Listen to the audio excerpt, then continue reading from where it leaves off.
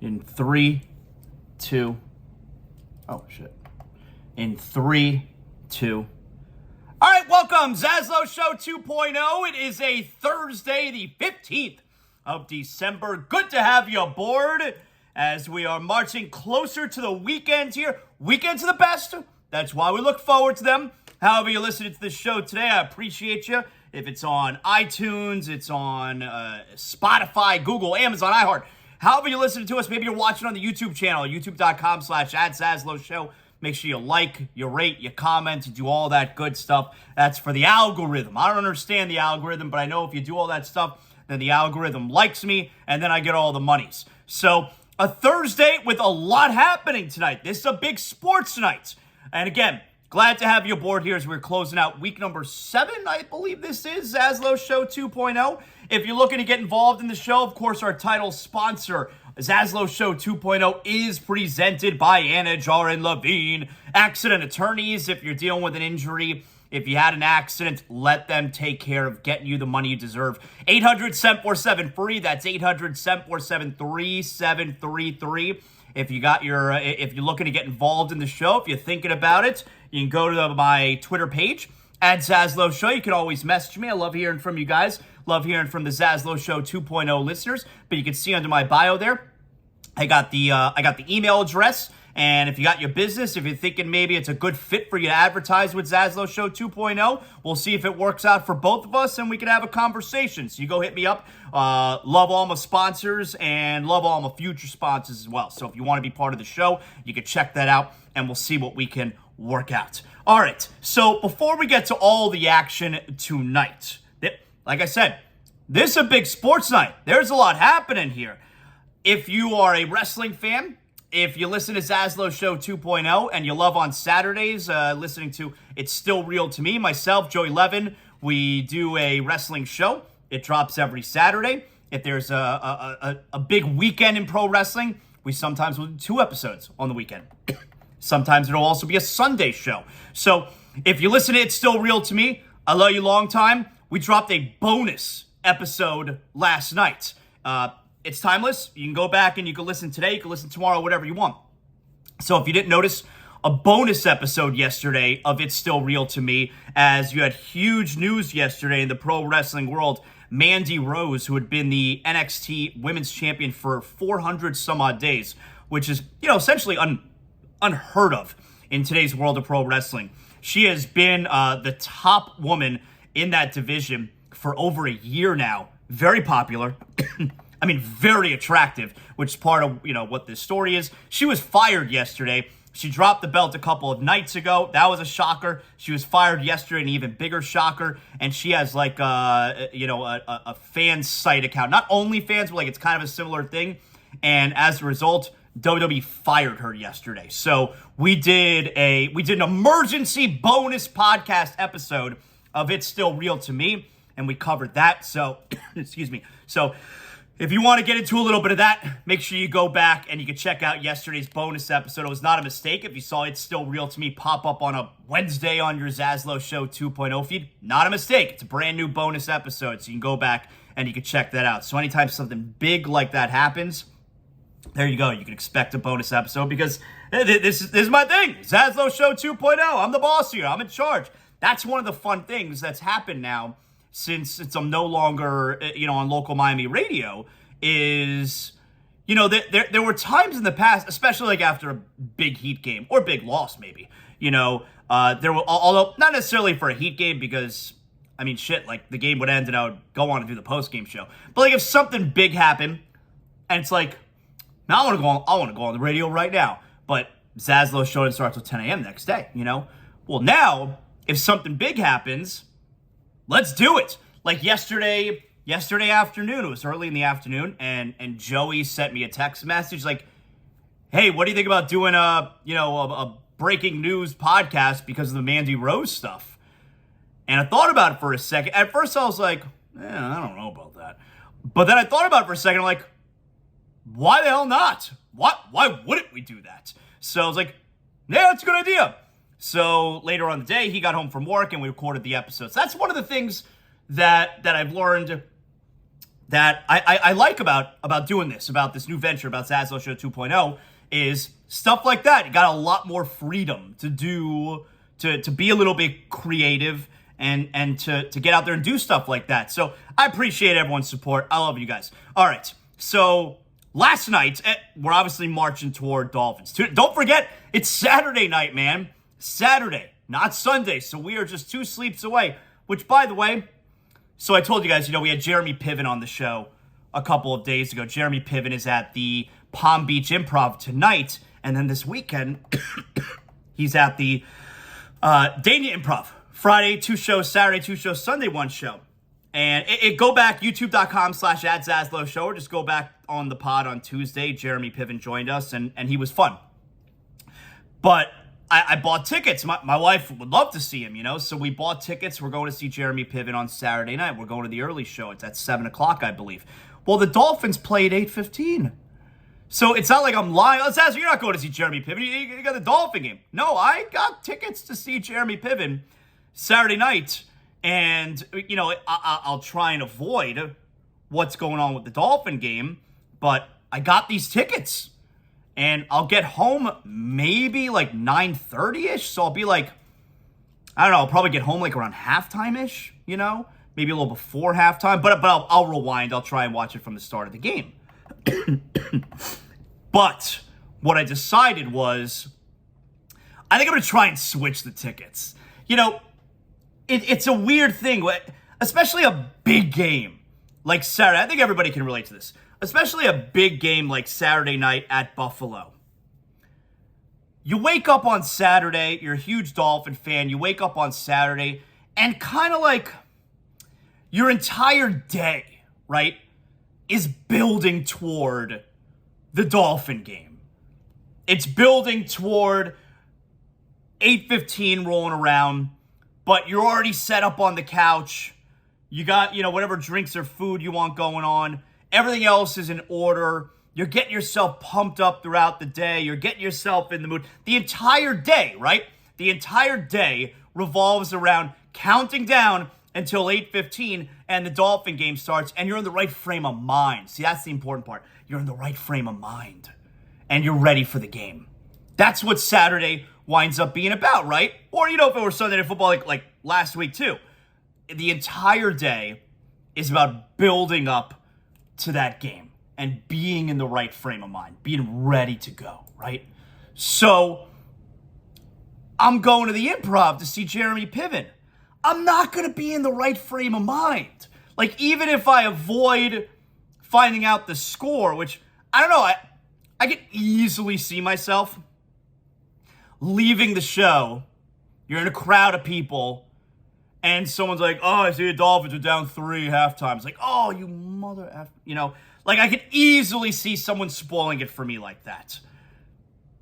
But even if that doesn't happen, even if I get home and I'm ready to go, I turn on the TV, it's like, I'm not in the right frame of mind. I've just been laughing the last 2 hours, I'm thinking about the show. Although maybe I won't enjoy the show so much because I'm thinking about the Dolphins. I don't know. Could work the other way too.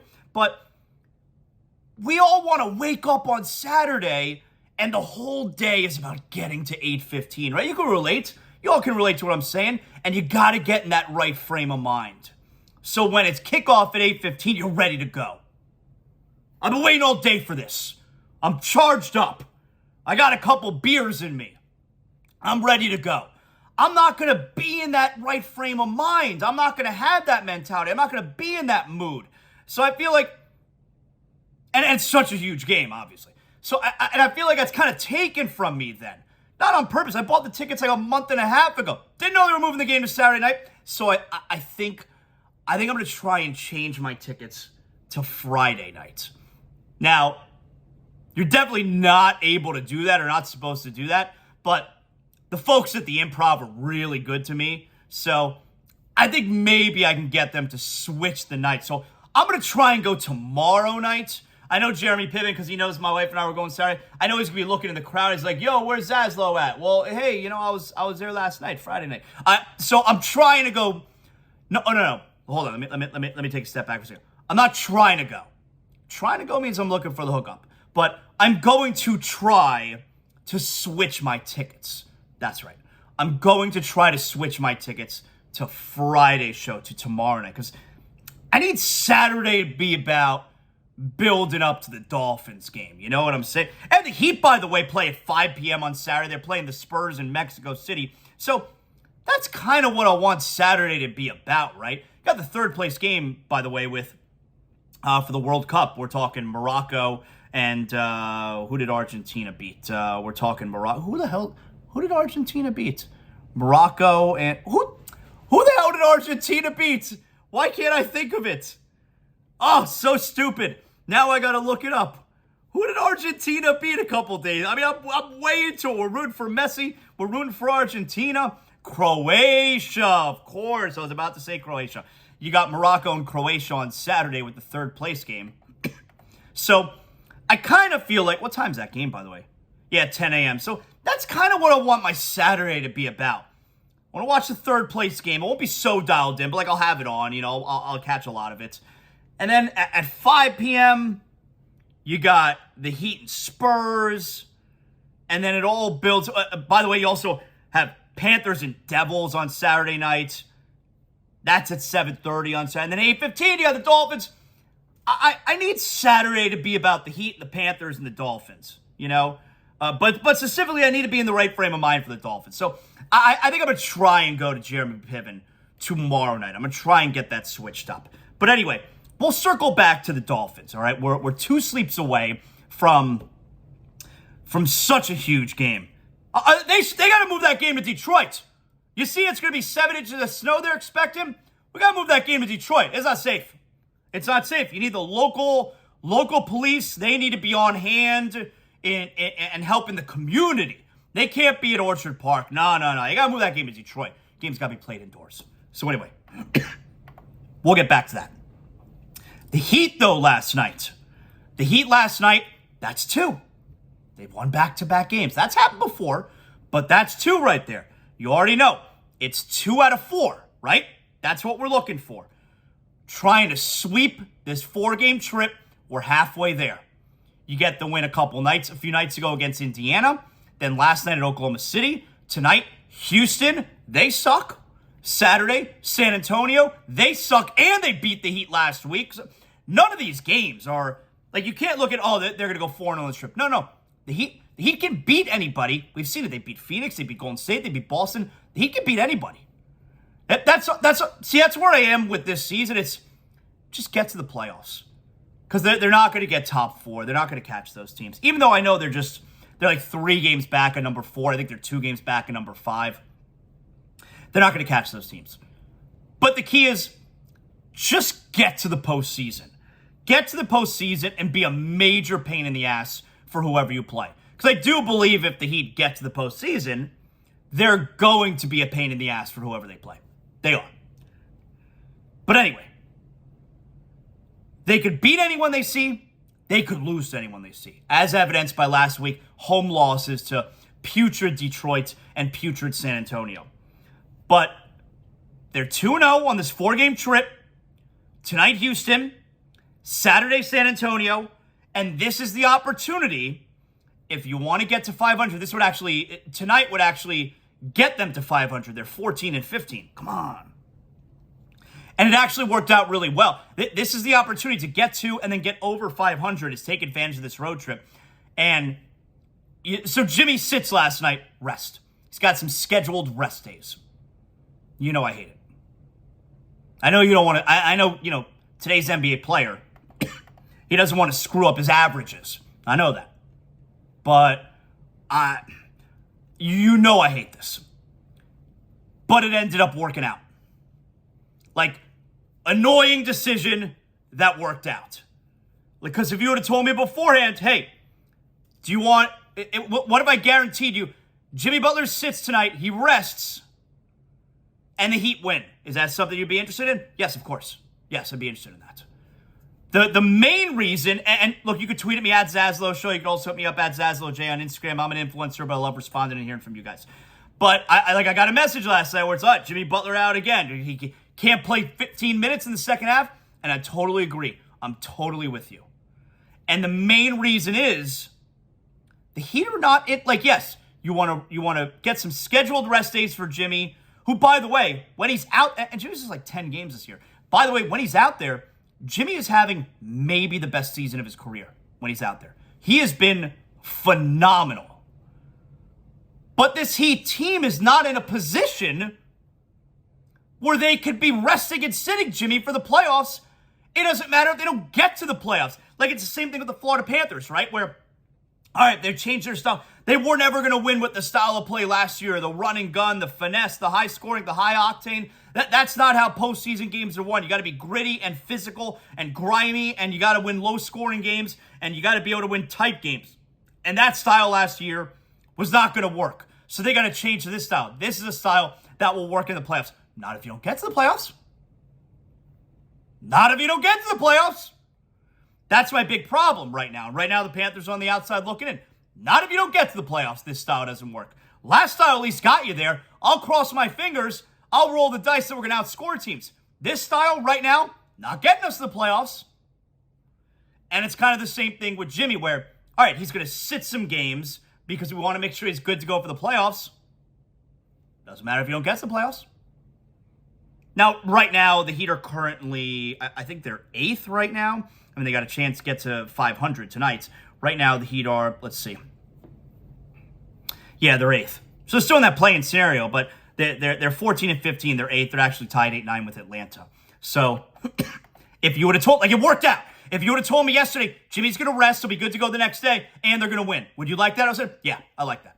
I like that. So the Heat have a chance now for 3-0 on this trip.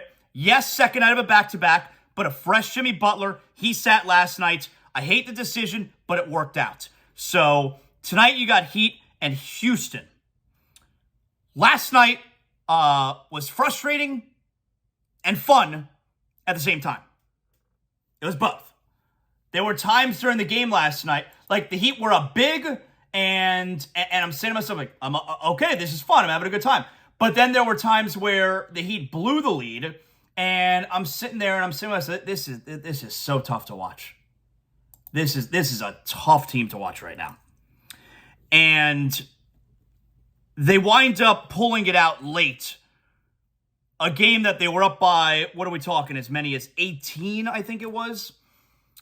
Oklahoma City was then up by 5 with like 3 minutes left. So here was the crucial stretch, right? It ended up being a fun finish. 3 minutes left in the game. It's 106-101. And then Kyle Lowry throws up an air ball. Oh my goodness. I mean, Lowry late in this game. You got to be freaking kidding me. Like, I can't believe some of the times that the ball was in his hand. You know, he's so passive for so much of the game. And then you have a scenario. Now, it wasn't coming out of a timeout. It was coming out of a challenge. I don't remember what the challenge was, but it was a Thunder challenge, but it was coming out of a challenge. And it's a 5-point game. They're down 106-101. So they come out the challenge. No, excuse me. The challenge I'm thinking about was later in the game, and it was a Heat challenge. Okay, this was not coming out of a challenge. It was a Lowry play, so I got confused there. But the Heat are down by 5. There's 3 minutes left. Lowry, airball 3-point attempt. I'm like, you got to be kidding me. This guy's shooting. This is when he's shooting. Airball 3. We're down by 5. And at this point, I'm like, we're definitely going to lose this game. But the Heat get a stop. And then you got 5 straight points. Then you have Oladipo. He had a basket. And Tyler Herro with a 3. 5 straight points. We're tied at 106. The Heat get another stop. And then you got Victor Oladipo with one of the biggest plays of the night. Stepping up with Jimmy Butler out, shouldering that scoring load. Oh, a steal by Martin. Hits ahead for Oladipo. Tries with Dort. Scores. Plus a foul. Oh, hail to the Victor. I'll tell you, Victor's starting to round into form. That's exciting because you need help off the bench. And I'm a big fan of Oladipo. We all know he's worked really hard. You're kind of waiting for him to get hurt again, you know. But right now, Victor Oladipo is doing a really nice job. He looks like he's getting better and better every game. All right. So Oladipo, great play there. Misses the free throw. It's not a 3-point play. But the Heat now go up 108-106, so they're on a 7-0 run. All right. They get another stop now. So in the last 2.5 minutes, the Heat have not given up any baskets, any points. They've scored 7 in a row. They were down 5. They're up 2. Now here's the play that we're out of a timeout. So the Heat challenge an out-of-bounds play. The ball does go off Shai Gilgeous-Alexander. he was fouled twice in the play. They didn't call it. And I always wonder, when there's a challenge here, because it ended up going out of bounds off Gilgeous-Alexander, they called it Thunder ball. I do wonder, and the Heat win the challenge, but I do wonder when the officials are going to the replay, and they're watching the replay to see who's out of bounds. They're like, damn, we missed that foul, we missed that foul. He was fouled twice in the play. But ball goes out of bounds. It's off Gilgeous-Alexander. Okay, challenge successful. We overturn it. We give it to Miami. So this is coming out of the challenge timeout. And up 108-106, 35 seconds left. A chance to put this game away. So what happens? Well, just a couple minutes after airballing a three-pointer, Kyle Lowry decides, okay, we're going to go one-on-one. He's going to take a step-back three, which is obviously no good, and keeping the Thunder in the game. And, like, I got a message last night on Twitter, it's like, I suppose so bad at calling plays late in games. First of all, he's one of the best ever at calling plays late in the games. He's probably the best in the league right now, and one of the best ever at calling plays, at drawing up plays late in games. One of the best ever. But more importantly, take a step back for a second. Do you think that during the challenge timeout, do you think the play they were drawing up when they knew the challenge is going to be successful, they're going to have the ball with 35 seconds left, up by 2? Do you believe the play that Erik Spoelstra drew up was, Kyle Lowry, you stand around one-on-one and chuck up a step-back three as the shot clock expires? Do you think that was the play that was drawn up? Like, you got to use a little bit of common sense in that spot. Erik Spoelstra is one of the best ever at drawing up late-game plays. And his play is, Lowry, you go one-on-one, chuck up a step-back three. We got to be smarter than that as fans, all right? Oh, why does he allow that? Why does he allow that? You give your players, especially veterans like Lowry, who's a champion point guard, you give your players leeway. If they see something, they notice it. They're the ones out there. They're the ones playing. If you're comfortable in the moment doing X, then that's what you do. The coach trusts the players. Coming out of a challenge timeout, Lowry chucks up a step-back three. Oh, what a stinker of a last couple minutes he had. So then you get Gilgeous-Alexander on the other end. He was fouled. He makes a couple free throws. We're tied at 108. And Tyler Herro was your boy. Lowry to inbound. Loops it into the backcourt for Herro. A full shot clock for Miami. They are on their feet here at the Paycom Center. Dort defending Herro. Martin sets the screen. Herro with 7 to shoot. Got it! With 4.9 left, Herro yo-yoing and then finishing. Yeah, there you go. So the Heat go ahead there on the ensuing possession. Caleb Martin, I think he got a hand on it. He blocks Gilgeous-Alexander's three-point attempt in the corner. Josh Giddey gets the rebound and essentially just kind of tries to chuck it up under the rim. He just wanted to draw a foul there. Ball goes out of bounds. Time runs out. Heat win. Good guys win. And so now the Heat back within a game of 500 at 14-15. I'm not going to sit here and tell you that, oh, that was a great win. It was not a great win, but it was a game that you had to have. And I think, look, it's not even like the Heat played well, because here's the thing. The Heat won a game. In a game the Heat won by 2 points. They made 24 threes, which is an incredible number. The Thunder made 9.